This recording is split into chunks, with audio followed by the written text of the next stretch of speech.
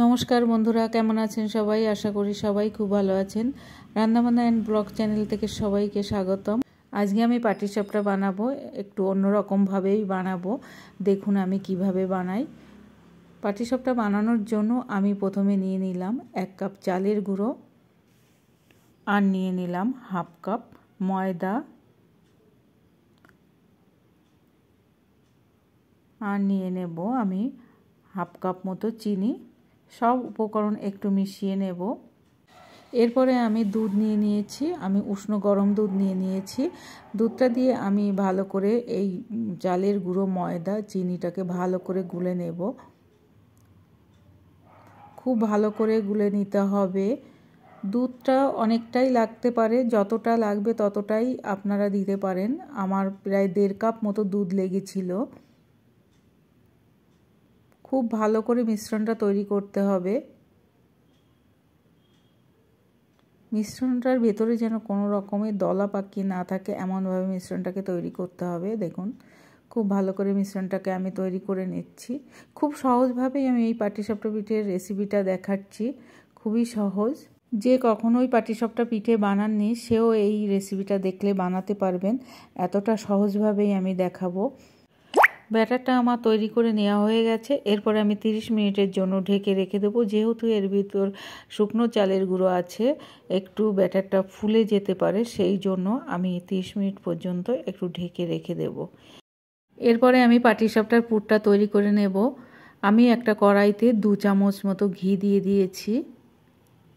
ঘি দিয়ে আমি একটু ড্রাই ফ্রুট ভেজে নেব। ড্রাই ফ্রুটের মধ্যে আমি কাজু বাদাম আর আমন্ড বাদাম দিয়েছি, আর একটু কিশমিশ দিয়েছি। দিয়ে ভালো করে একটু ঘিয়ের সাথে নেড়েচেড়ে ভেজে নেব। এরপরে আমি দিয়ে দিলাম খোয়া। আমি 1 বাটি খোয়া দিয়ে দিলাম। খোয়াটা দিয়ে একটু ভালো করে ড্রাই ফ্রুটের সঙ্গে মিশিয়ে নেব।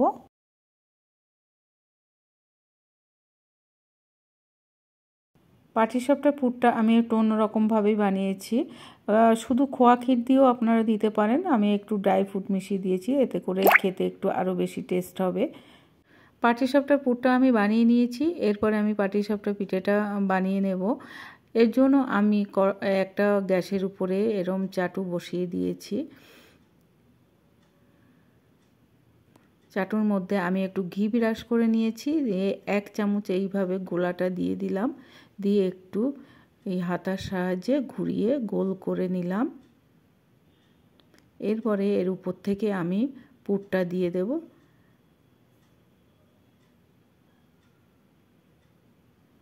একটু ভাজা হয়ে গেলে একটা চামচের সাহায্যে এইভাবে উল্টে নেব। দেখেই বুঝতে পারছেন পাটিসাপটা পিঠেগুলো কি সুন্দর হয়েছে।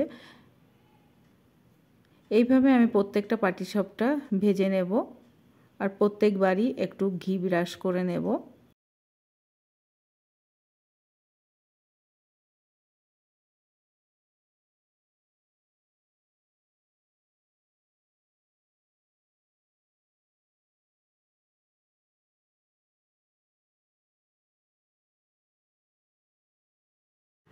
আশা করছি পাটিসাপটা পিঠের রেসিপিটা আপনাদের কাছে ভালো লেগেছে। ভালো যদি লেগে থাকে তাহলে অবশ্যই আমাকে একটা কমেন্ট করবেন, কমেন্ট করে জানাবেন রেসিপিটা আপনাদের কাছে কেমন লাগলো। আর এই খোয়ার মধ্যে একটু ড্রাই ফ্রুট যদি একটু মিক্স করে দেওয়া যায় তার টেস্টটা আরও বেশি ভালো হয়। আপনারা অবশ্যই ট্রাই করবেন। আর এই রেসিপিটা যদি আপনাদের কাছে ভালো লেগে থাকে তাহলে আমার সাথে থাকার অনুরোধ রইল।